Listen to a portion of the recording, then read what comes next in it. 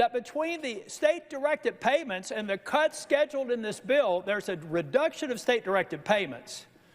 And then there's the reduction of the provider tax. They can't find a hole in my estimate. So what they told me is that, yeah, it's rough, but North Carolina's used the system. They're going to have to make it work. All right.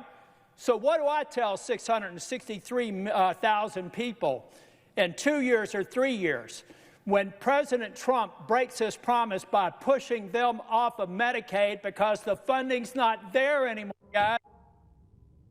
I think in the White House, senators advising the president are not telling him that the effect of this bill is to break a promise. And you know, the last time I saw a promise broken around health care, with respect to my friends on the other side of the aisle, it's when somebody said, if you like your health care, you can keep it. If you like your doctor, you can keep it. We found out that wasn't true. That made me the second Republican Speaker of the House since the Civil War, ladies and gentlemen, because we betrayed the promise to the American people.